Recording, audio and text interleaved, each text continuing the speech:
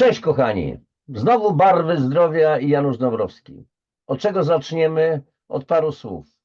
Ona zarządzała setkami pracowników i międzynarodowymi strukturami biznesowymi. On przez lata próbował zrozumieć, o co chodzi z jedną ciekawą rzeczą. Widział to, czego inni nie widzieli, nie dostrzegali, już jako dziecko. Dzisiaj razem prowadzą gabinet naturoterapii, uczą ludzi, jak wracać do równowagi. Mam na myśli ciało, umysł, emocje. To bardzo współgra ze mną. I pytanie, czy można porzucić świat korporacji, świat powiedzmy nauki, uczelni, odnaleźć swoje prawdziwe powołanie? Słuchajcie, są ludzie, którzy całe życie wspinają się po szczeblach swojej kariery, ale są tacy, którzy w pewnym momencie dochodzą do wniosku, pora się zatrzymać. Zatrzymują się, bo coś im nie pasi. Przepraszam za kolokwializm, ale znacie mnie. I zadają sobie jedno ważne pytanie. Czy naprawdę ja żyję zgodnie ze sobą? Moi dzisiejsi goście, przemili goście, już wiem, małżeństwo, które przeszło niezwykłą drogę właśnie od świata korporacji, biznesu, wielkich struktur do świata naturoterapii, naturopatii inaczej, do pracy z energiami, świadomego rozwoju człowieka. Dzisiaj razem uczą ludzi, jak odzyskać kontakt ze sobą.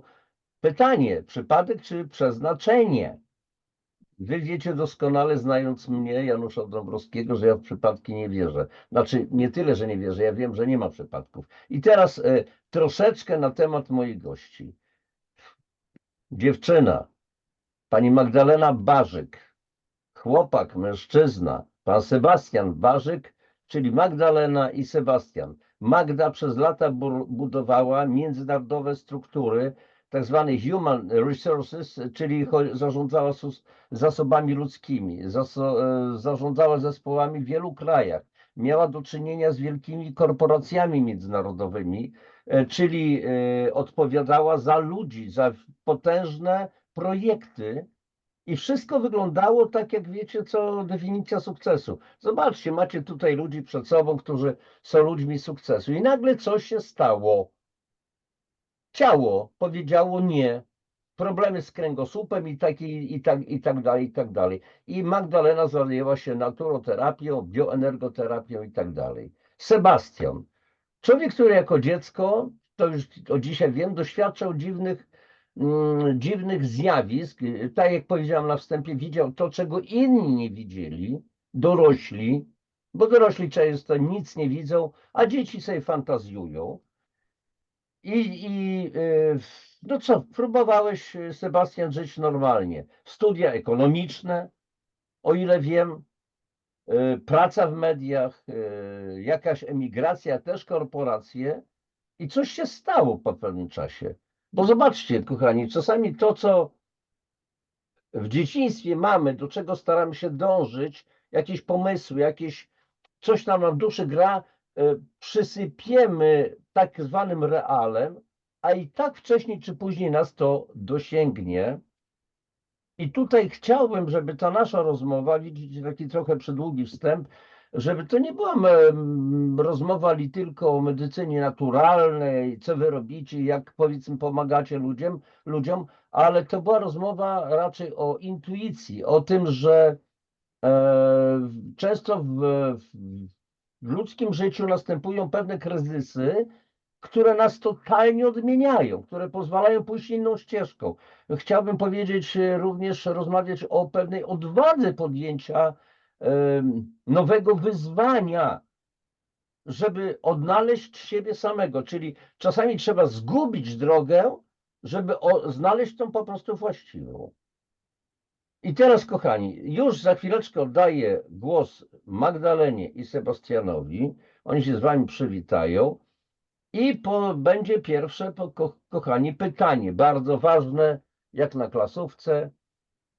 Magdo, Sebastianie, kiedy po raz pierwszy poczuliście, tak w kościach dosłownie, że wasze dotychczasowe życie, pełne tak zwanych sukcesów, które można zważyć, zapisać, pojawia na koncie zauważyć, Kiedy to dotychczasowe życie przestało być w ogóle zgodne z wami?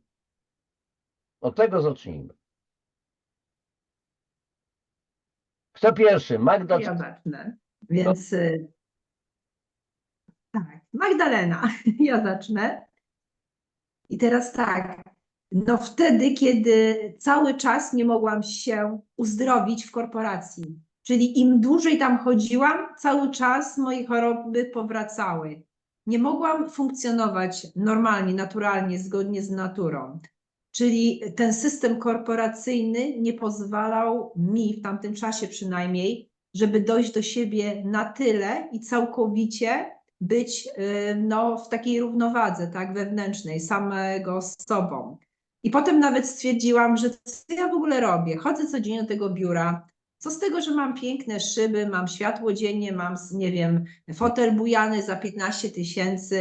Mogę sobie wyjść w sumie na lunch, no ale tylko godziny, no bo godzina przysługiwała. I co z tego? Jak potem i tak wracam i siedzę w jednej pozycji tak naprawdę przy komputerze, no czasami są jakieś spotkania, tak, czasami sobie wyjadę na jakąś podróż, tak, służbową, ale to jest niewolnictwo, tak, w gruncie rzeczy. Oczywiście były super aspekty pracy też w międzynarodowych firmach, ponieważ poznałam wspaniałych ludzi i też mogłam się nauczyć takich stosunków międzyludzkich. Czyli inni różnych narodowości, ale też jak ludzie funkcjonują i co w ich właściwie tkwi, jakie emocje przy różnych sytuacjach, bo i to były pozytywne i negatywne sytuacje, i to były przez zwolnienia pracownicze, i też sukcesy, nagrody, no, wielkie otwarcia, tak, nowych biznesów. Ale czy to jest wszystko takie warte siebie w tym sensie, bo to jest zawsze za jakimś kosztem energetycznym, bo my jako właśnie istoty świetliste mamy duży potencjał energetyczny. No, oczywiście ja wiem, że ja miałam i mam, tak? I w związku z tym tak naprawdę to firma nie płaciła mi, no płaciła mi za wykonywanie obowiązków, ale tak naprawdę płaciła za moją energię, bo dzięki mojej energii mogła odnieść sukces i zaoszczędzić sobie po prostu, no tak naprawdę mnóstwo pieniędzy, bym powiedziała, że nawet w miliony. Tylko oczywiście tego nigdy mi nie powiedzieli, bo tego się pracownikowi nie mówi, ale można sobie potem to wszystko obliczyć. No. Więc za energię mi płacili, ale nie umiałam się jeszcze wtedy dobrze chronić energetycznie, żebym nie została wyssana całkowicie z tej energii. No i oczywiście cały czas się pojawiały problemy zdrowotne, bo jak już było mi lepiej, to gorzej, lepiej, gorzej, lepiej, gorzej. I taka huśtawka emocjonalna. W związku z tym, no już potem bezsilność, że nikt mi nie jest w stanie właściwie pomóc, no muszę sobie sama pomóc, tak? Muszę znaleźć inne alternatywy, tak? Muszę wreszcie skutecznie i systematycznie zacząć inaczej żyć, tak? Bo najwyraźniej to się nie sprawdza, tak? To się nie sprawdza w moim przypadku. Mimo że są te blaski, są te fajne rzeczy, ale chyba więcej było na niekorzyść, jeżeli chodzi o moje po prostu ciało, tak? Nie wytrzymywało tego wszystkiego. Czyli ciało już dawało znać, że coś jest nie tak, ale w tamtym czasie, czy ty już to rozumiałaś, że to ciało ci coś pokazuje, czy jeszcze po prostu cały czas doświadczałaś i jeszcze nie zastanawiałaś się na tym, o co tu chodzi? Znaczy jeszcze nie do końca tak mi chyba to tak olśniło mnie, jeszcze nie do końca. Olśniło mnie, podejrzewam, że z 6-7 lat przed pandemią mnie olśniło, tak już maksymalnie, tak na dobre. Ale wcześniej nie, bo jeszcze to była taka przygoda, zabawa. No bo fajnie, zawsze coś mi dawali. Nawet powiem ci, że miałam ciekawe doświadczenie, jak otworzyłam gabinet, nie żartuję, na LinkedInie znaleźli mnie, miałam 3 oferty pracy, super, jedna za granicą, za takie pieniądze, że ja bym nie musiała w gabinecie przez pół roku pracować, mogłabym sobie leżeć. No ale musiałam podjąć decyzję, czy w końcu wracam tam, czy nie.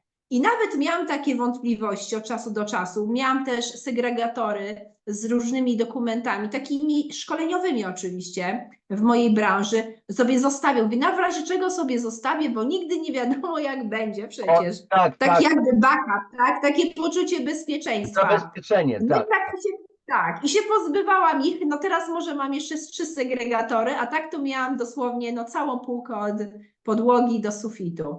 Więc już tylko 3 segregatory zostały, ale jeszcze się ich nie pozbyłam. Czyli po prostu tak do końca nie wykopsałaś się ze starego systemu, tylko było takie, a wiesz, na wszelki wypadek może coś i tak dalej. Czyli raczej to była ewolucja, a nie rewolucja. Tak, ewolucja, ale też powiem Ci, że to mi się teraz przydaje. Dlaczego? Bo robimy też badania dla przedsiębiorców, czyli dopasowanie pracowników do stanowisk pracy. My to badamy też radiestezyjnie, no i też mamy różne, prawda, te właściwości paranormalne. W związku z tym, no ta praca w korporacjach pomogła mi w analizie i doboru w ogóle odpowiednich pracowników, bo czasami więcej pracodawcę kosztuje przesunięcie kogoś, tak, czy w ogóle się pozbycie kogoś, tak, z pracy, niż danie mu nowego zadania, tak, i nowego spisu obowiązków, tak, do wykonania. Więc no raczej to mi się przydają jeszcze niektóre rzeczy z przeszłości, a nie to, że całkowicie trzeba się ich pozbyć. Tylko trzeba sobie wyłapać te, które możesz wykorzystać teraz w codziennym życiu i w pracy, którą teraz wykonuję, tak? Po prostu, bo te stosunki międzyludzkie były dość istotne.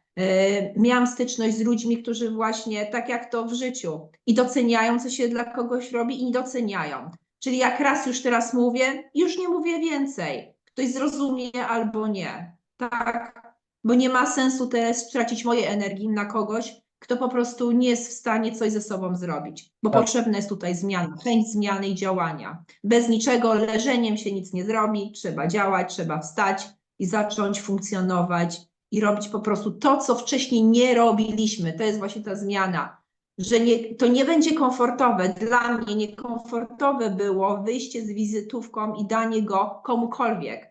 Czułam wręcz na początku wstyd w ogóle, co ja robię. Ja w ogóle, przecież ja byłam tu dyrektorem, a teraz ja mam kogoś prosić się w ogóle, żeby do mnie przyszedł. No nie, to nie jest w ogóle normalne, w ogóle co ja robię, ja chyba zgłupiałam. A jak ktoś jeszcze mi powiedział, że jak robiłam kąchowanie ucha, że jak grzyby komuś w uszach, w brudach, no to już w ogóle, tak? Więc no były takie różne sytuacje, Jaki no zabawne bym potężny, powiedziała. Boże święty ze szczytu, tak? Takie Tak, pytanie no. oczywiście jest często naszych, czy bliskich, czy znajomych. No i słuszne pytanie. Sebastianie, a jak to było u ciebie? No, studia ekonomiczne i tak dalej, skąd to się wszystko wzięło? I jak to było, jeżeli możesz w ogóle coś opowiedzieć o sobie, o tych swoich doświadczeniach dziecięcych? Oczywiście, Wiesz, tak, jeżeli możesz.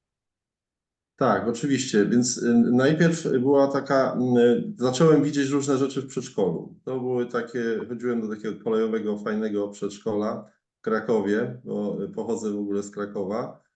I właśnie w tym przedszkolu zacząłem różne rzeczy widzieć, takie różnego rodzaju kształty, różnego rodzaju jakieś mgiełki, które się gdzieś pojawiały.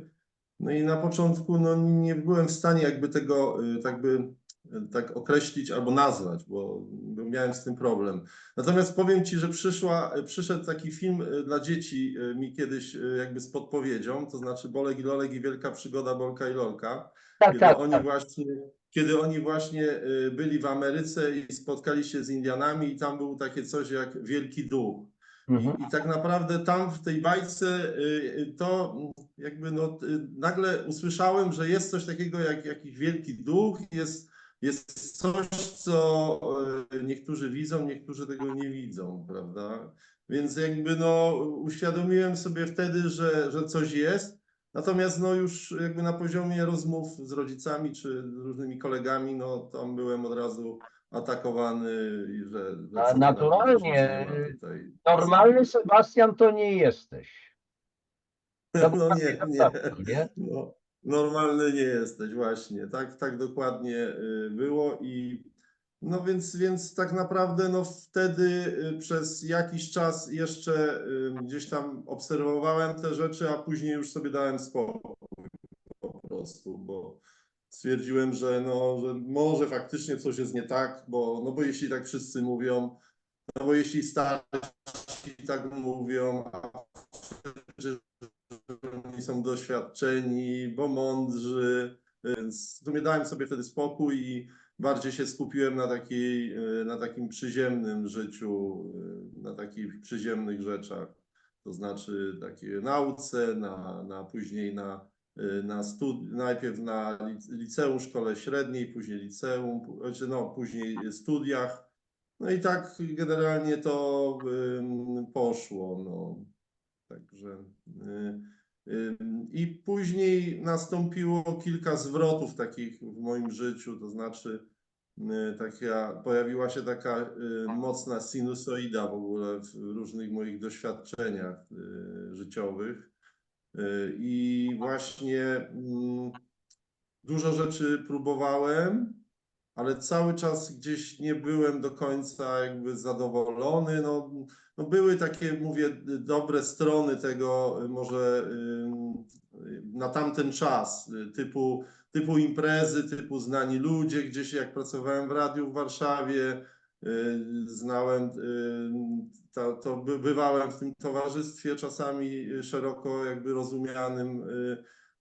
No i było to na pewno przyjemne, natomiast czułem, że to nie jest mój świat. Cały czas czułem, że to nie jest mój świat. Że coś jest nie tak albo ze mną, albo no, na początku oczywiście obwiniałem trochę siebie właśnie, że coś jest ze mną nie tak,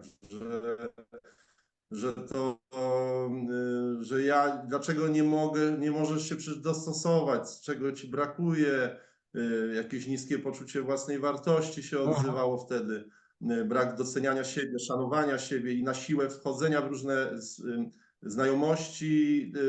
To dotyczyło mojej pracy, ale też dotyczyło mojego życia prywatnego. Tak. I te wszystkie moje znajomości, te wszystkie doświadczenia, te moje prace, które wykonywałem, no to było wszystko podsycone takimi silnymi emocjami. Ja bardzo dużo przeżywałem wtedy, bardzo ciężko mi było się odnaleźć w niektórych jakby takich sferach. Natomiast no, przyszedł moment, w którym no, już poznałem jakby tę Magdę, to był pierwszy moment tak naprawdę. No i nastąpił jakiś tam, można powiedzieć, zwrot w moim życiu. Także no. No tak, ja też się ustatkowałam troszeczkę przy Sebastianie, bo no balowałam, różne przygody. Nie byłam taka stabilna, można było powiedzieć. Znaczy, często też zmieniałam pracę, ponieważ, no a dlaczego nie? Jak skoro więcej mi Ależ płacą, oczywiście, a fajniejszy dlaczego by klimat, nie? no to Tak. pewnie. Poznaje się ludzi, poznaje się jak No tak. ma się nowe doświadczenia, to wszystko mamy się rozwijać, ale wszystko to zmierzało, tak wyciągam wnioski. Sądzę, że tu się nie mylę, że wszystko jednak i tak zmierzało do tego, że to, co dzisiaj robicie, to i tak was doścignęło. Ja powiem tylko tak, że Właśnie dokładnie tak. że przed tym się chyba nie Tak ucieknie, jest. że człowiek podejmie bardzo twardą decyzję wbrew sobie. Ja tutaj musiałbym powiedzieć coś o sobie. W Ogólniaku w podstawówce byłem, powiedzmy, bardzo humanistyczny. Przedmioty ścisłe to dawałem mi popalić, więc jak kończyłem Ogólniak, no nie, na żadną polinistykę, na żadną historię, na żadną geografię nie pójdę, kariery naukowej nie zrobię, więc co, belfrem będę, za Chiny ludowe. Poszedłem na Politechnikę. Nie współgrało to ze mnie za bardzo technicznie, ale poszedłem. Fakt, że to też dało mi dużo, dlatego że do tego świata mojego humanistycznego wprowadziła pewne uporządkowanie, takie techniczne uporządkowanie. Skończyłem Wydział Maszyn i Urządzeń Rolniczych, Wydział Konstruktorski. No i co? Po studiach pierwsza praca to była praca w szkole od razu. Uczyłem mechanizacji rolnictwa. Teoria, praktyka, maszyny i tak dalej. Ścignęło mnie. Zresztą tak sobie rozmawiamy, więc to jest jednocześnie pewien przykład dla was, kochani, oglądających, że niekoniecznie musimy ze sobą walczyć i poddawać się temu, co jakby świat nam narzuca, bliscy, znajomi, otoczenie, tylko trzeba szukać własnej ścieżki. Uczę mechanizacji, po 8 latach musiałem zmienić szkołę, zacząłem uczyć fizyki i też to było straszne, bo przyznam, bez żadnego wstydu, pierwsza moja dwuja na studiach, na pierwszym semestrze to była z fizyki. Nie lubiłem, nie rozumiałem, bo w ogólniaku też nikt mi tego nie potrafił wytłumaczyć. No ale trzeba było kontynuować studia, więc musiałem zdać, więc musiałem przysiąść fałdów, że tak powiem, nauczyć się.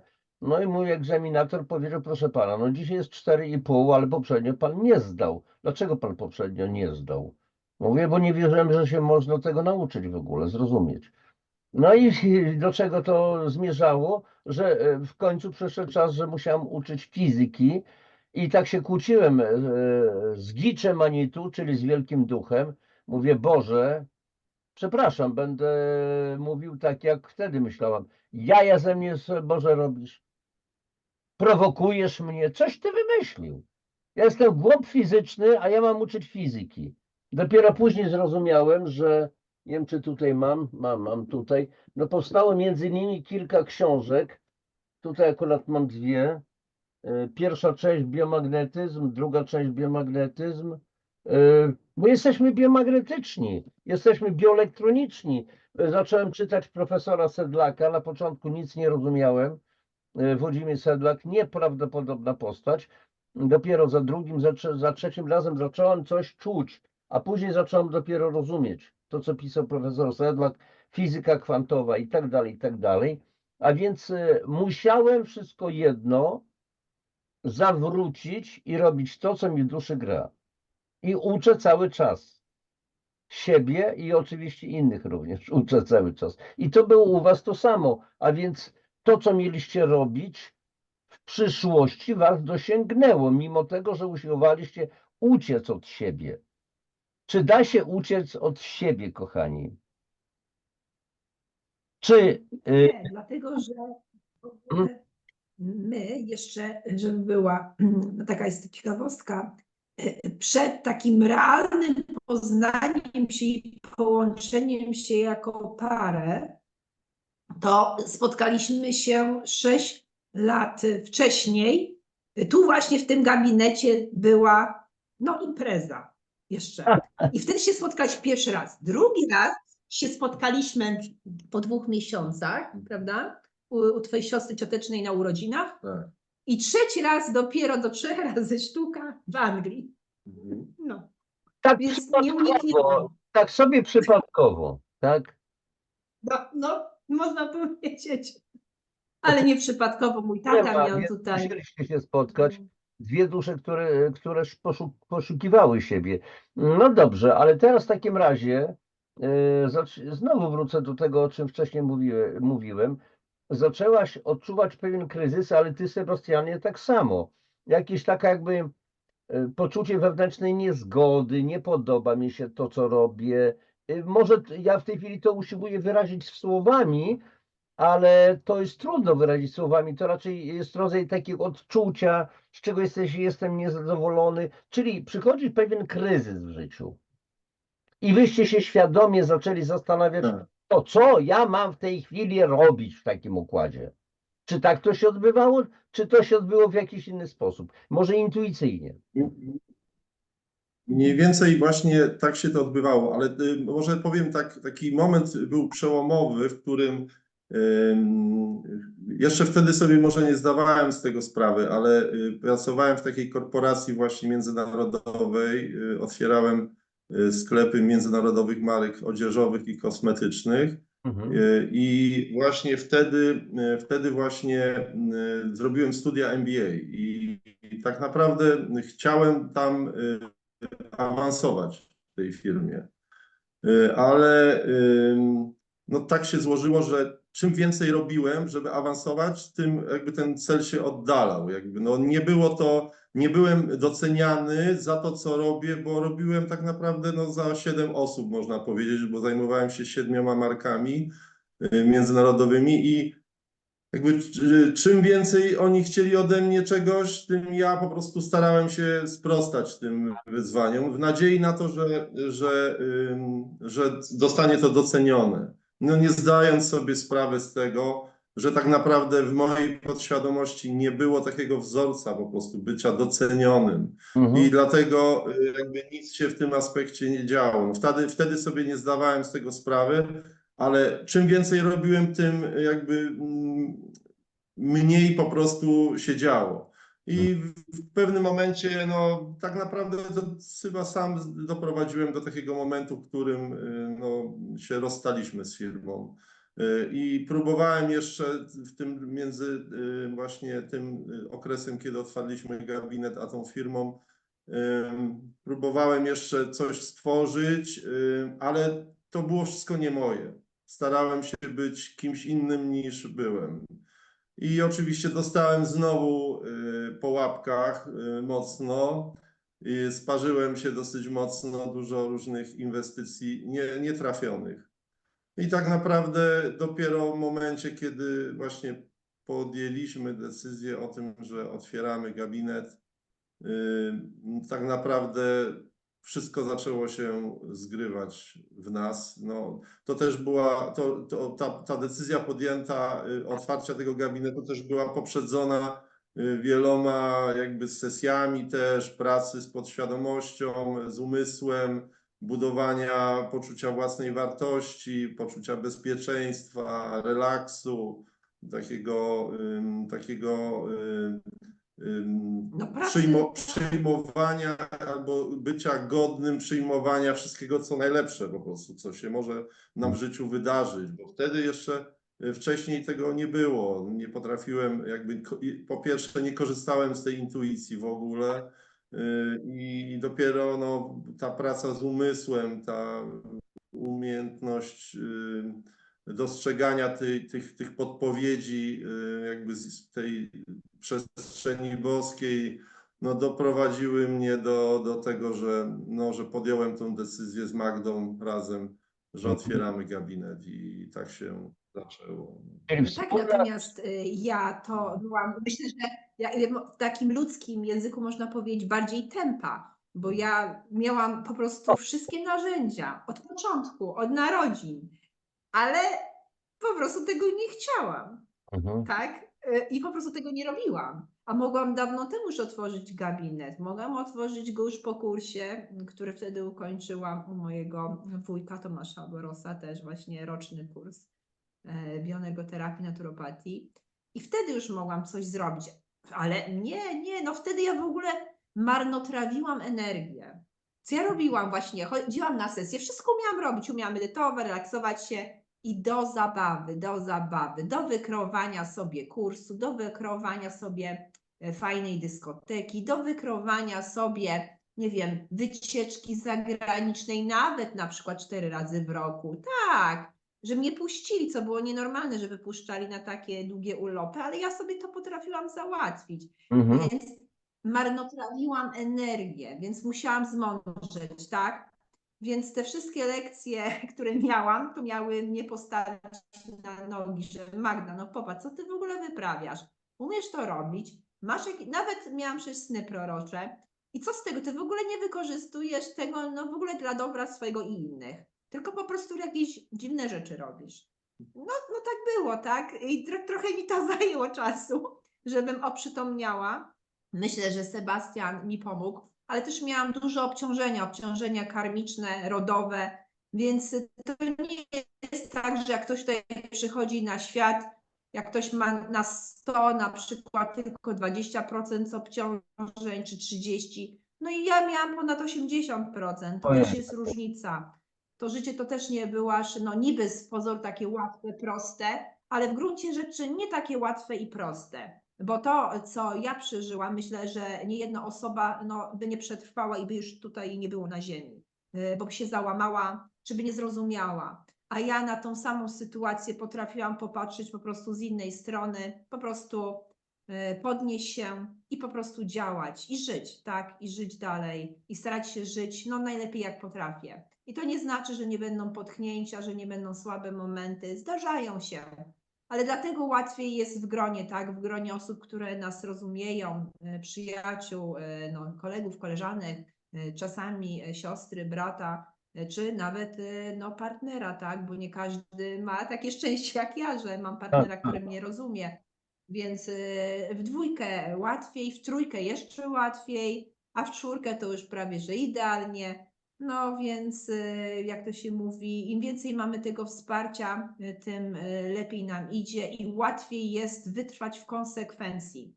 Tak? Bo to, że jesteśmy tu i teraz, powiedzmy tak jak jest, ale to zawsze może się zmienić, zawsze może komuś odwalić. Tak jest, że to trzeba po prostu o tym pamiętać, że osiągnęło się coś, ale to przecież nie jest tak, że bo ja akurat no, nie jem mięsa. No przecież jak zacznę jeść mięso, no to będzie inaczej, tak? Jak zacznę coś tam robić, to będzie inaczej.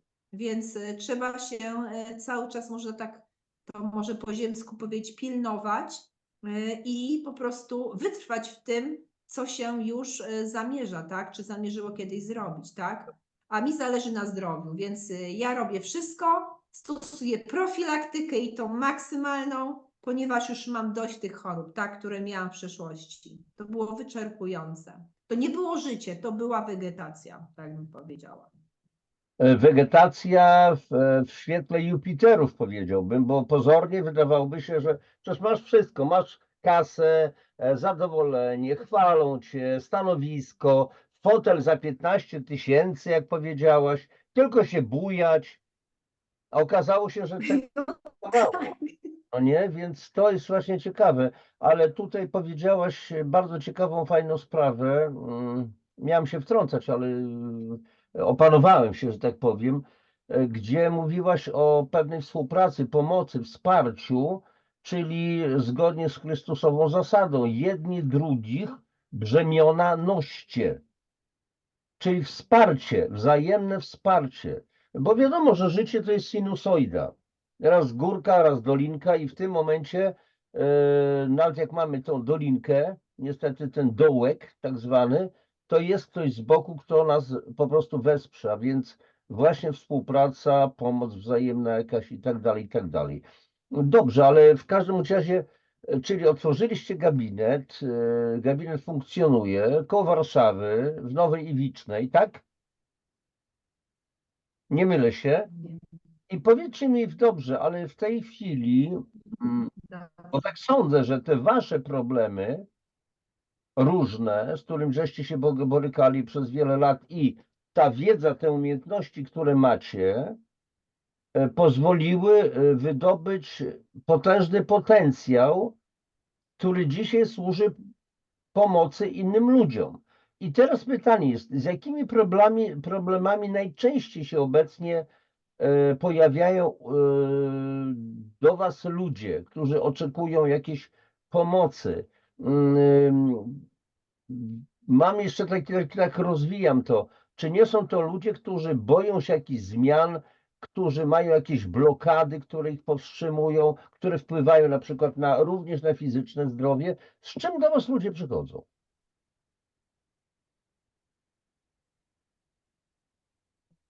Dlatego, że borykają się z problemami z psychiką, po prostu. Ta psychika po prostu nie wytrzymuje. I to jest jakby główna przyczyna, no, jak wiemy, no, wszystkich chorób, nasze Mhm. problemy z psychiką. I oczywiście przychodzą też jakby już z tymi skutkami, czyli z chorobami w ciele fizycznym, ale głównie tak naprawdę wszystko się toczy na poziomie jakby psychiki. I tutaj mogę powiedzieć, że 90 ponad procent jakby naszych tutaj pacjentów to jest praca mentalna, to jest praca z psychiką. I oczywiście rozwiązania są bardzo proste, naprawdę to są bardzo proste rozwiązania, tylko no, trzeba po prostu coś zrobić. Trzeba chcieć coś zrobić i trzeba wykonać jakiś ruch i żeby zmienić po prostu to wcześniejsze życie i zmienić je albo zmienić stosunek do tego życia po prostu. Więc no, my tutaj prowadzimy ludzi właśnie jakby w w tych aspektach ich umysłu, jak to ten umysł funkcjonuje właśnie, jakie są przyczyny działania takiego, a nie innego. Ja kiedyś spotkałem na wycieczce takiego człowieka, który usłyszał, jak wyglądają partnerstwa, jak wyglądają związki i dlaczego tak kobieta robi albo mężczyzna tak robi.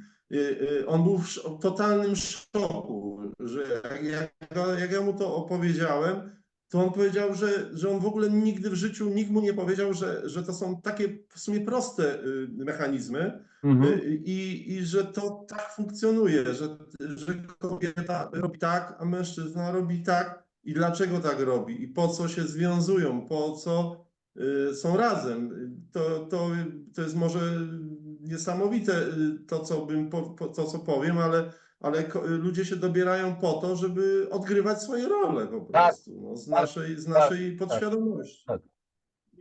I oczywiście druga połówka daje nam możliwość zagrania roli takiej, a nie innej. Ona nam uwidacznia te wszystkie nasze ograniczenia, negatywne nastawienia, które właśnie, czy kompleksy, które są w naszej podświadomości. I tak samo na odwrót, no, ta druga osoba to samo. Więc no, te problemy psychiczne są jakby głównym aspektem tutaj naszej pracy. No i tutaj właśnie wykorzystuję takie metody właśnie jak regressing między innymi, już troszeczkę może na wyższym poziomie, ale wykorzystuję tą metodę, której się nauczyłem od Leszka Żądło jeszcze jak żył. I to na pewno bardzo pomaga w terapii. No, ale ludzie czasami oczekują cudów od nas, a ciekawe jest to, że potrafią chodzić 2-3 lata do psychoterapeutów i generalnie tam tej cierpliwości im starcza, a tutaj mają jej mniej. No, chcieliby cudów, nie? No, jakby traktują nas trochę jako cudotwórców, no ale my przecież tak naprawdę, no oczywiście te wszystkie metody, które ja daję i to one dają naprawdę duże przyspieszenie w tych wszystkich procesach. Natomiast, bo sam je przerobiłem też, no, więc nie tylko no, sam przerobiłem, ale też samym. No, na sobie samym to przerobiłem, więc tak naprawdę no, to już przerobione i wiem, że to działa. No, to po prostu działa. Ale z drugiej strony ja zawsze też tłumaczę ludziom, nawet jeśli osiągniesz ten wysoki poziom już, ten nawet poziom świadomości, podwyższyć się, jesteś naprawdę świadomy tego, co się dzieje na tym świecie, masz ten umysł w miarę taki wyprostowany, masz to pozytywne nastawienie do tego świata, to i tak mogą się trafić właśnie gorsze momenty, bo jesteśmy ludźmi po prostu. Oczywiste. I to trzeba zrobić. Jesteśmy ludźmi i mamy prawo się czuć gorzej.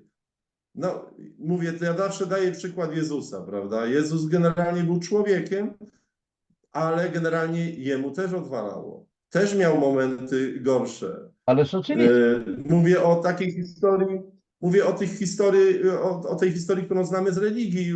Już nie wnikam w to, czy tak było, czy nie było, ale to są doskonałe przykłady właśnie tej awantury w tym kościele, gdzie popędził tam Jezus wszystkich, prawda, tym batem, czy nawet zwątpienie w Boga, Boże mój Boże, czemuś mnie opuścił, czy nawet kwestia tego, że umarł na krzyżu za innych, no to jest też klasyczna wywalanka. Ja to zawsze mówię o tym, bo ludzie nie zdają sobie sprawy. No, Bóg nie wymaga od nas poświęceń. No, to jest zaprzeczenie jakby pewnej zasady miłości, którą nas obdarza. No, jeśli jest miłość, no to nikt od nas nie wymaga, żebyśmy po prostu umierali za innych.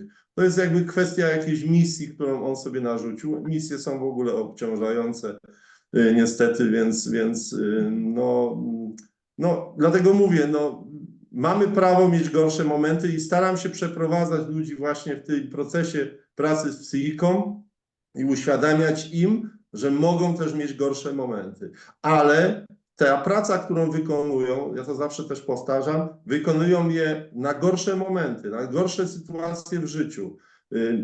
Bo jeśli jest wszystko super, to jest super.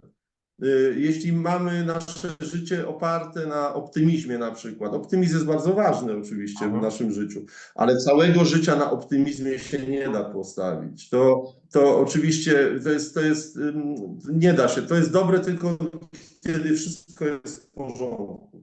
Ale gdy się zaczyna sypać, no to zaczyna nasza podświadomość wylewać jakby pomyje takie, że głowa boli. No, to jest wtedy odjazd i wtedy zaczynają się poważne problemy. A jeśli przepracujemy sobie różne i właśnie to miłość, szacunek, docenianie siebie, to poczucie bezpieczeństwa, wybaczenie, zamknięcie przeszłości, relaksujemy się codziennie, to jesteśmy w stanie przejść w miarę suchą nogą przez każdy najgorszy nawet moment w rodzaju. W każdym w zasadzie aspekcie jesteśmy w stanie sobie poradzić. Tak, bo trzeba być takim obecnym w w codziennych czynnościach, tak? Wszystko, co robimy, z obecnością robimy, tak? Bo jeżeli ja tutaj rozmawiam nawet z tobą, a myślę o tym, że nie wiem, muszę obiad ugotować, albo o tym, że mam spotkanie o 17, albo jeszcze o tym, że mama mnie poprosiła, że muszę ziemię do ogródka kupić, jeszcze milion innych rzeczy, to nie jest obecność, to jest chaos. Chaos informacyjny. W głowie ludzie mają chaos. Należy porządek zrobić z umysłem. Nie ma w ogóle spokoju. Większość ludzi, jak robimy terapię, akurat tutaj bioenergoterapię, jak patrzę na czakrę korony, trzeciego oka, to tam po prostu albo jest ciemna chmura, albo są jakieś dziury, wypukłości. Po prostu strasznie to wygląda u niektórych osób. No i już po jednej sesji ludzie się czasami dziwią, że taki spokój mają. No ten spokój jest naturalny, to nie jest nic nadzwyczajnego. Dla mnie nienaturalny byłby chaos, a dla niektórych właśnie ten spokój jest nienaturalny. Więc przyzwyczailiśmy Tak, do tych rzeczy. Tak, przyzwyczailiśmy się do negatywnych rzeczy, które nam szkodzą. Zamiast otworzyć oczy, posłuchać siebie, poczuć, że to nie tak powinno być. Powinniśmy normalnie, naturalnie być spokojni wewnętrznie, tak? Tak, bo spokój, harmonia i zdrowie jest czymś naturalnym. To jest naturalny stan nasz. My to po prostu jakby troszkę wszystko to jest odwrócone do góry nogami, że my po prostu postrzegamy, że nie wiem, że jesteśmy chorzy, to wszyscy chorują, nie? Czyli też my mamy prawo chorować. Nie tak jest. Zdrowie, harmonia, spokój jest naturalnym naszym stanem, z którym się rodzimy. No tak, ale ludzie jak mają te negatywne programy, prawda, to przyciągają te negatywizmy, bo w internecie czy gdzieś na Facebooku widzą, że to tu, to tam, to przyciągają, o czym myślą. No wiadomo, ja na przykład jak czasem muszę korzystać z elektroniki i sobie wejdę na komórkę, to mi wyskakują kobiety, które mają po 110 lat, 120, żyją, trenują, świetnie się mają. Wyskakują mi kobiety, które mają po 60 lat, a wyglądają jakby miały 20. Tak. Więc znam też takie osoby z mojego towarzystwa, które nie potrzebują już nikogo oprócz samych siebie, bo są zdrowi, tak? I dobrze funkcjonują już od kilku lat, nawet nie mają dziur w zębach, a zęby są ciężkie do utrzymania w dzisiejszych czasach w dobrej kondycji. Więc jest to realne, tylko po prostu ludzie tego nie mają, nie widzą, nie słyszą, bo tacy nie są, nie na tym poziomie, nie przyciągają jeszcze tego do siebie, bo tak dużo jest tych negatywnych rzeczy, że nie mają nawet chyba możliwości spojrzenia, że jeszcze jest coś innego, fajniejszego, mniejszego, że można żyć inaczej. Można żyć właśnie w radości, w zgodzie samego ze sobą i po prostu przyjemnie, tak? Każdego dnia z uśmiechem, a nie ze zgryzotą i z narzekaniem. To poruszyliście masę różnych tematów, począwszy od tak zwanej, tak naukowo załóżmy brzmiącej, somatyzacji stanów emocjonalnych, o czym mówiłeś ty, Sebastianie, bo faktycznie wielu z nas kompletnie nie zdaje sobie z tego sprawy, że nie mamy tylko ciała fizycznego, tylko mamy dodatkowe inne ciała. Jeżeli na przykład już coś się dzieje w tym ciele emocjonalnym, jakieś różne rzeczy i my o czasie tego nie załatwimy, to musi dojść do ciała tego fizycznego, walnąć nas na dobre, rozłożymy się, żebyśmy może zaczęli troszeczkę myśleć. Ale nawet często leżąc na łożu boleści tak zwanym, pod kroplówkami, medykamentami, nadal nic nie rozumiemy, nadal o niczym nie myślimy, dlaczego to się stało. Boże, dlaczego mnie ukarałeś? O, a więc znowu jakiś system, jakaś kalka, jakaś głupia, beznadziejna matryca wtłoczona i sprawa załatwiona. A więc cierpiętnictwo, narzekanie i tak dalej, i tak dalej. I to, o czym mówiłaś oczywiście, Magdaleno, że po prostu przyciągamy do siebie to, czym my jesteśmy lub kim my jesteśmy. Bo jeżeli ciągle narzekam, to wszystko się... Ja to wszystko przeszedłem też. Ja byłem kiedyś wiele lat temu czarnowidzem. Ja się wszystkiego bałem i to, czego się bałem, to do siebie przyciągałem. I wiecie co, ukułem w końcu, kiedyś oświeciła mnie taka myśl, długi i inne historie i nagle taka przyszła mi myśl, Boże, ja idę do dna i oświecenie, zaraz, to jeżeli nawet dojdę do tego dna, to będę miał się od czego odbić, bo niektórzy zostaną na tym dnie, a ja mogę się odbić. A oprócz tego, dlaczego mam iść do dna? A być może wcześniej, bo jestem w głębokiej wodzie, może wcześniej zaczynam machać tymi łapami, nogami i tak dalej, żeby wypłynąć na powierzchnię. Nie czekajmy, aż się znajdziemy na dnie. To bez sensu. A więc kwestia myślenia, kwestia programów wbitych nam do głowy w różny sposób, kwestia obciążeń. No właśnie, teraz pytanie jest takie, trafia do was człowiek wymagający pomocy. Kobieta, mężczyzna nieistotne. I co, pracujecie również na obciążeniach rodowych, na różnych traumach oczywiście, ale na być może jakieś klątwy rodowe, jakieś inne historie również? Z czego ten człowiek sobie sprawy nie zdaje?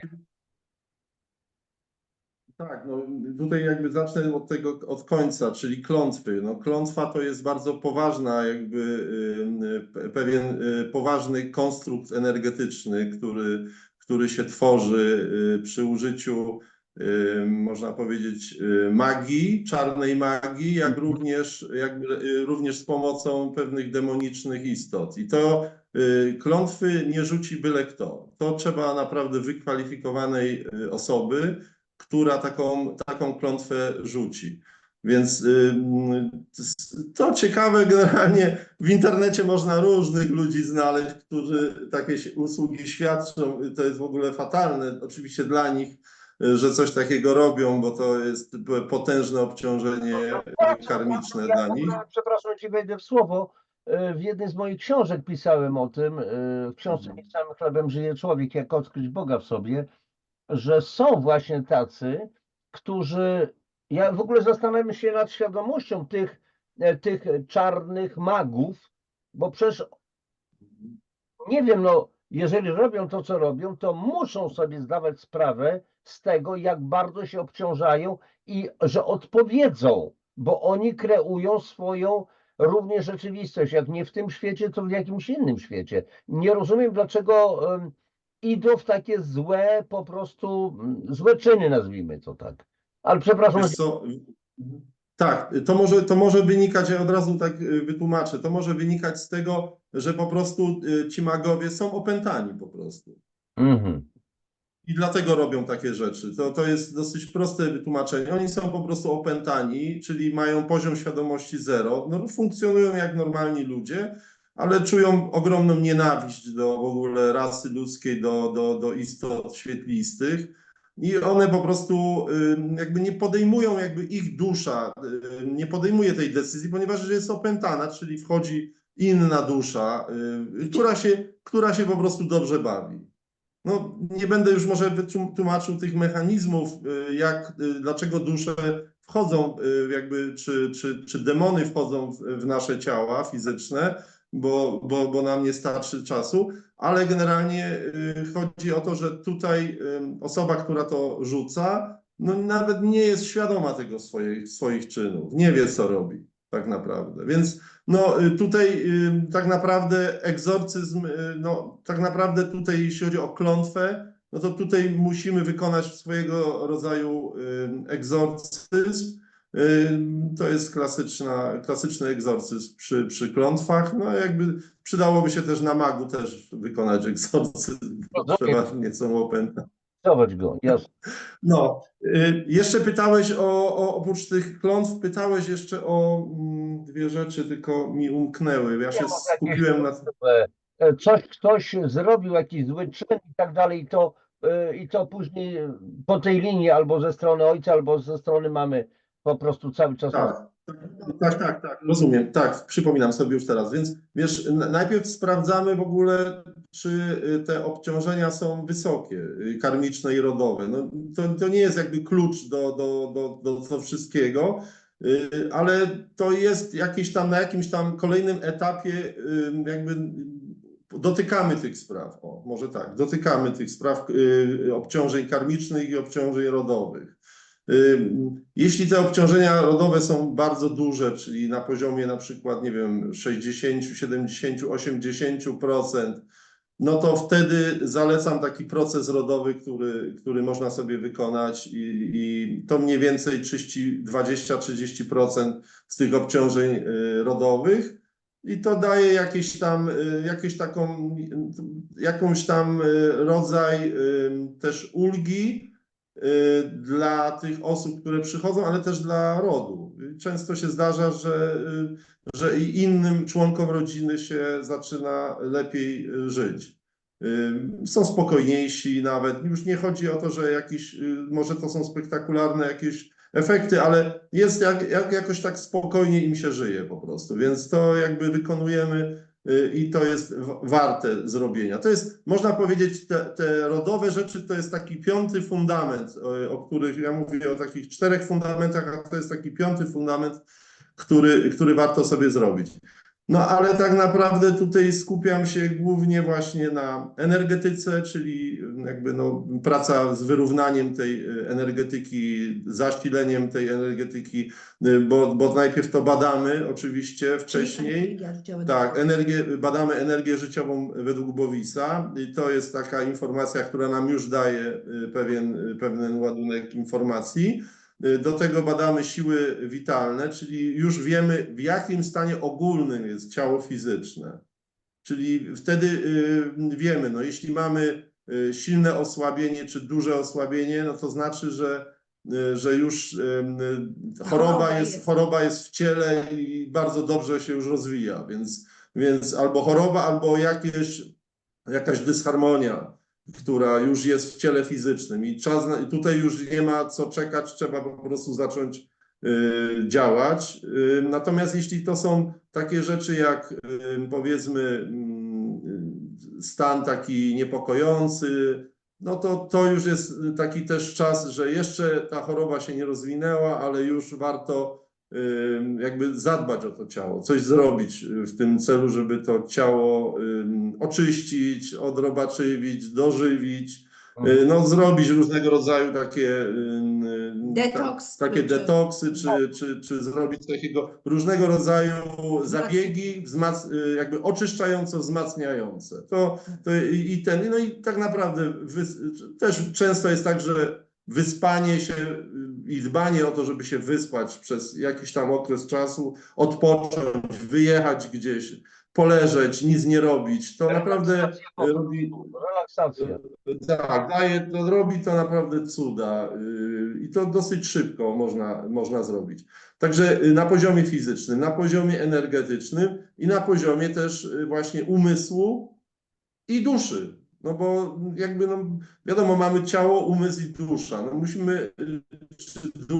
musimy jakby iść w tych trzech aspektach do przodu. Musimy dbać i jedno, i drugie, i trzecie. Tak. Ale jeszcze powiem, bo muzykę tak naprawdę tutaj i oprócz tego, że właśnie pracują sobie ludzie w domu właśnie sami, bo daję im takie zadania domowe do pracy, dostają medytacje też wspomagające, takie, które prowadzone, które one fajnie budują taki wzorzec też ich podświadomości, w ich umyśle. Jakby chodzi o to, że te medytacje uczą ich też pewnego procesu dochodzenia do zdrowia. Każda część tej medytacji, ona ma swoje elementy i ona doprowadza do takiego uświadomienia sobie i przypomnienia sobie różnych zdarzeń, które doprowadziły nas do choroby po prostu. I tak naprawdę no to są jakby w tych trzech aspektach pracujemy. No oczywiście wykorzystujemy różne narzędzia, tak jak mówiłem, regressing, czy normalnie rozmowę tutaj. Ja tak naprawdę to prowadzę takie terapie mentalne, rozmawiam z tymi ludźmi, oni mi dużo rzeczy mówią i opowiadają o swoim życiu i to jest ważne dla nich i dla mnie jako ważne jest, żeby im czasami, żeby ich naprowadzić, bo nie daję gotowych rozwiązań. Ja generalnie staram się ich inspirować.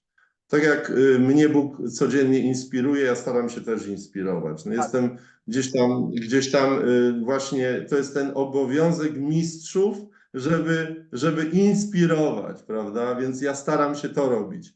Czyli nie daję im gotowych rozwiązań, tylko spójrz na to, tak? Zobacz to z tej strony, popatrz, czy na przykład co się wydarzyło w przeszłości, czy było jakieś ważne wydarzenie, które odcisnęło na tobie na przykład jakieś silne, emocjonalne takie piętno. No. I to wiesz, ta rozmowa tak naprawdę doprowadza do tego, że ci ludzie sami dochodzą do pewnych wniosków, sami wyciągają te wnioski i to jest cudowne, bo przecież o to chodzi. Ja tutaj po prostu uciekam od tego, żeby sugerować, nie? Bo sugestia to jest silne narzędzie. A niestety wiem, że te sugestie są, no często ludzie przychodzą po gotowe rozwiązania. No. Tak, ale i tak wspieramy też, no bo wiadomo, że jak ktoś przychodzi z Tak. paraliżem, no to nie dość, że robimy bioenergoterapię, to też Sebastian na przykład robił masaż twarzy, jak osoba miała część twarzy sparaliżowaną. No wiadomo, że jak ktoś miał już zapalenie płuc 3 razy i antybiotyk nie pomógł, no to stawiamy bańki ogniowe, tak? No jeżeli ktoś miał problem z uchem, nawet niedosłuch, bo mieliśmy już kilku emerytów z aparatami słuchowymi i mamy tu doskonałe wyniki, ponieważ ten słuch się poprawia i to no, od razu tak naprawdę można powiedzieć, bo ten aparat jest po prostu przełączany na niższe dźwięki i też dobrze osoba potem słyszy. Więc wspomagamy się takimi rzeczami, jak ktoś ma olbrzymie napięcia, że na przykład jak kogoś nawet dotkniemy leciutko tutaj i on nie może znieść tego dotyku, bo go tak boli, no to wiadomo, że te wszystkie emocje, stresy gromadzą się w większości u kobiet tutaj na ramionach, no to należałoby zrobić masaż, tak? No bo trzeba odblokować te wszystkie punkty, bo nawet jeżeli ta osoba będzie teraz chodziła sobie, nie wiem, kąpała się w różnych solankach, chodziła na basen, cokolwiek, to i tak to nie jest wymienne z dotykiem człowieka, tak? Że to trzeba rozmasować, dotknąć, tak? Bo wszystkie nasze emocje, nasze ciało pamięta każdą emocję i stąd tacy jesteśmy poturbowani, tak można powiedzieć, obolali. No bo nie nadążamy się regenerować, tak? Tak samo jak z pasożytami, przecież każdy ma pasożyty, tylko nadmiar nam szkodzi, bo i takie mamy w sobie. Tylko chodzi o to, że cały czas musimy mieć równowagę we wszystkim i w pasożytach, we wszystkim. Tak, ale przepraszam, no nie zgodzę się. Pasożyty to mieć koty, psy, konie, ale my ludzie w żadnym wypadku. No tym bardziej mając kota, to ja nie mam pasożytów, które on ze sobą ma. No takie jest nasze często po prostu myślenie. Posłuchajcie, no kopalnia, że tak powiem, tematów.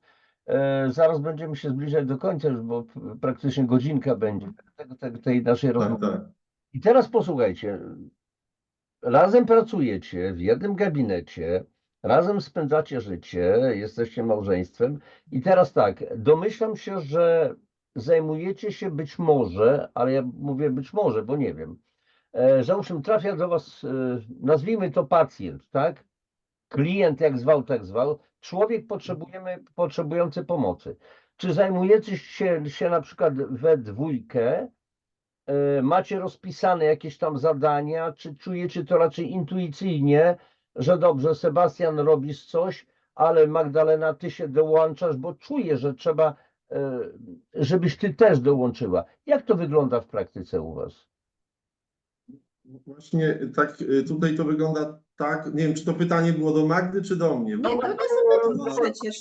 Do was, Wiesz, powiem ci, że tutaj zawsze ja jakoś czujemy po prostu, czy dana osoba będzie lepsza do Magdy, czy będzie lepsza do mnie, ale zdarzają się też przypadki takie ciężkie, w których na przykład siadamy sobie w trójkę, bo jeszcze jest nasza teściowa, Grażyna, czy moja teściowa, tak. Moja teściowa, która pracuje jako bioenergoterapeuta i jest też mistrzem bioenergoterapii naturopatii.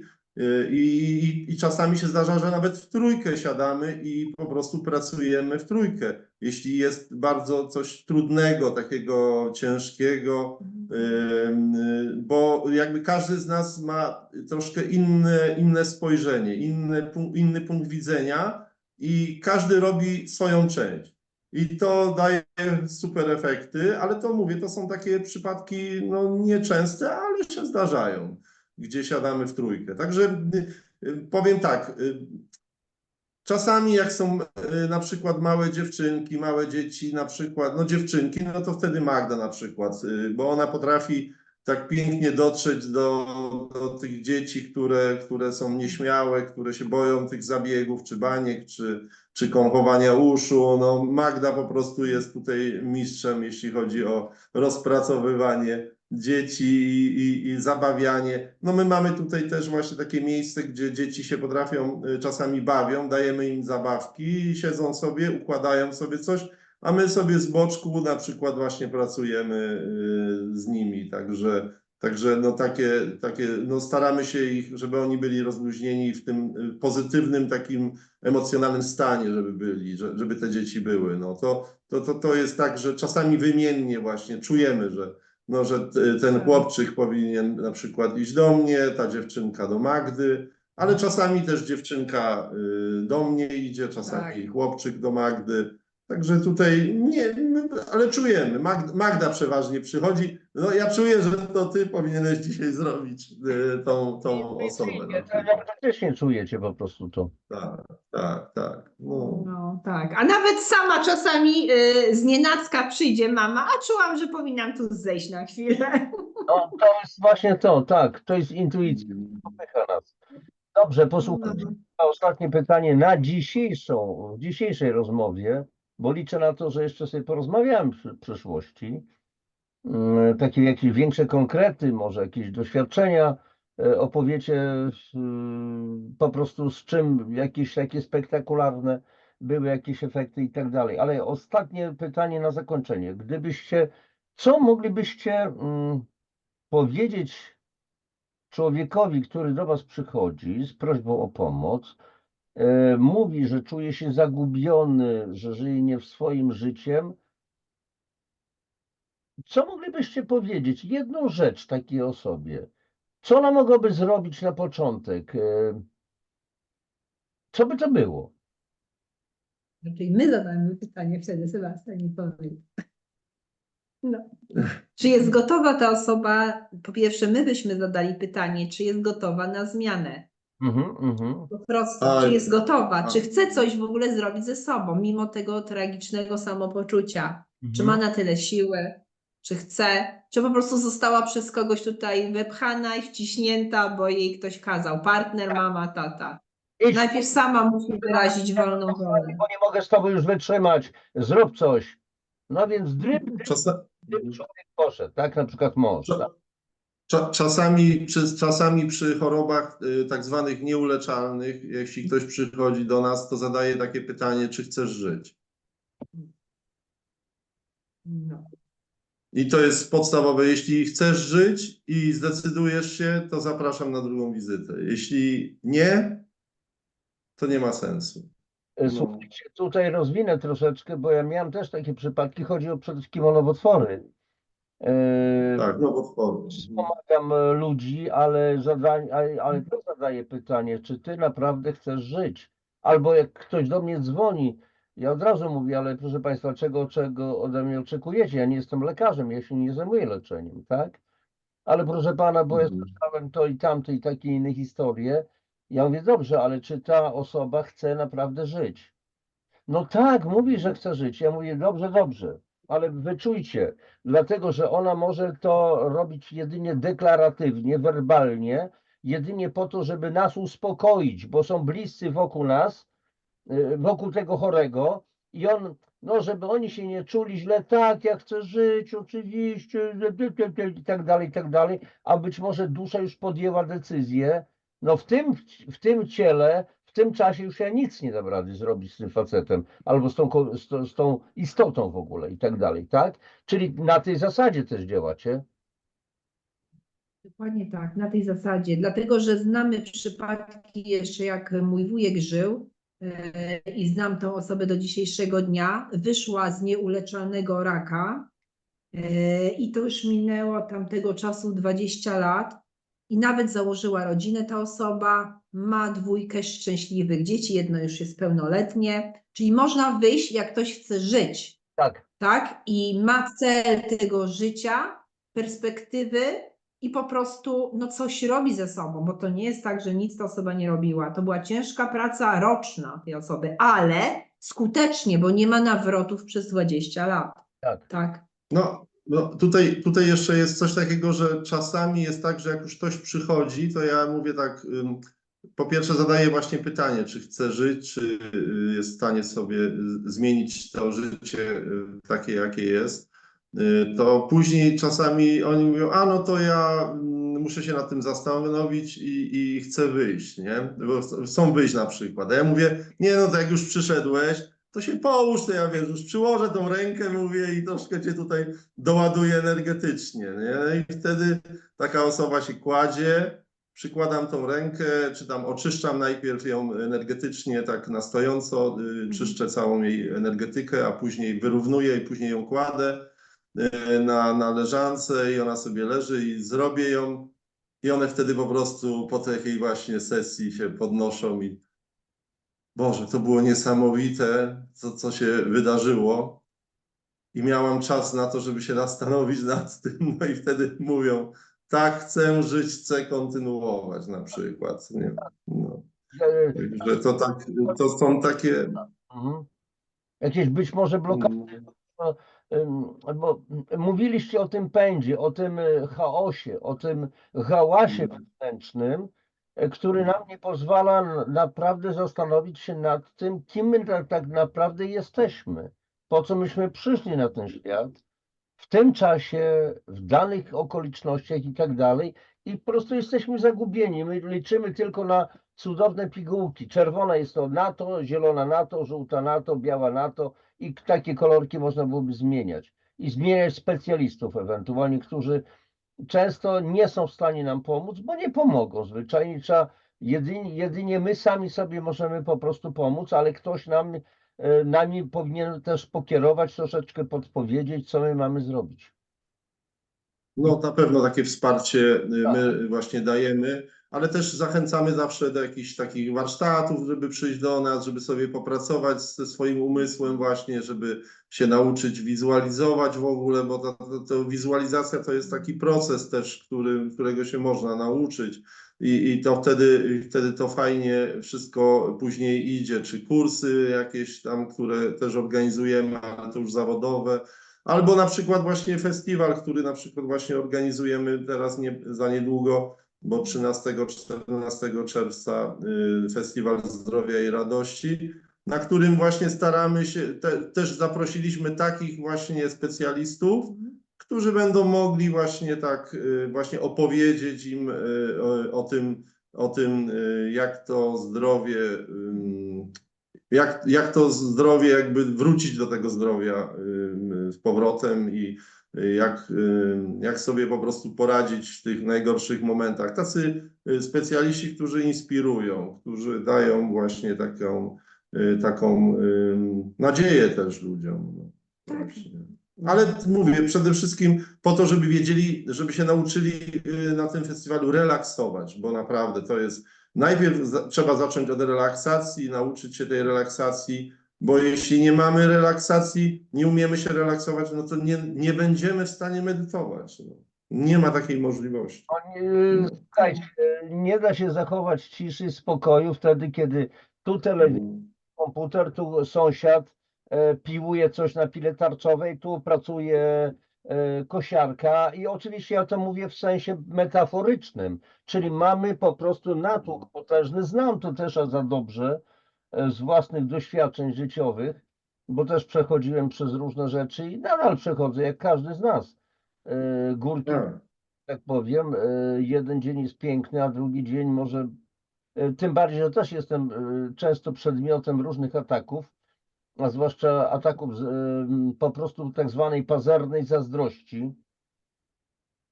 To jest nagminne u mnie akurat i czasami czuję się fatalnie, po prostu źle, nagle po prostu coś mi poleciało, co jest grane i usiłuję zrelatywizować to, bo dobra, wróciłem gdzieś tam z trasy, jakieś wykłady, zmęczony, a dopiero przychodzi później, zaraz, chwileczkę, wcale nie, coś się stało. No akurat w tej dziedzinie jestem specjalistą, ale mam mamę i ciotkę jej siostry. Mama ma 95 lat, jej siostra ma 80, 79 teraz. I one ewentualnie, no też nie z tego świata. No i załóżmy, moja cioteczka mówi, Boże Janusz, a ty masz dosłownie 10% energii. Przecież ty jesteś, jak ty funkcjonujesz. No i powiedzmy, zczyszcza mnie. Nie zastanawiamy się nad tym, kto i co, bo to nie ma sensu, bo wtedy człowiek się łączy energetycznie z tym, że tak powiem, przepraszam za wyrażenie, łotrem, który mnie zaatakował. Niepotrzebnie, lepiej nie wiedzieć, tylko po prostu szczyścić to i sprawa załatwiona, zneutralizować. I człowiek zaczyna normalnie żyć. No, to, to jest też moje doświadczenie. No dobrze, ale to się ja rozgaduję. Kochani, najpierw się zwracam do moich gości oglądających. Kochani, będziemy kończyć to spotkanie z panią Magdaleną, z panem Sebastianem, Barzykami.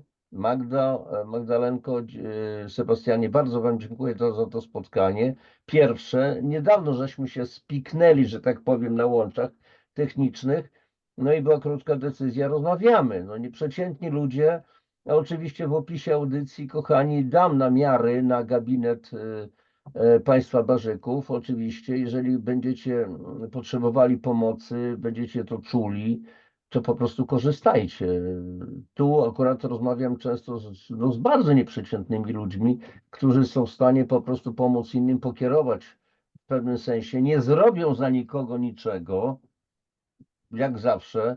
Podstawową pracę to my mamy sami wykonać i koniec, kropka. Także jeszcze raz serdeczne podziękowanie z serducha. Oczywiście dla Was wszystkich oglądających proszę Was o lajki, o subskrypcje, o dzielenie się ewentualnie linkami z tych audycji ze znajomymi. Może komuś pomożecie w ten sposób.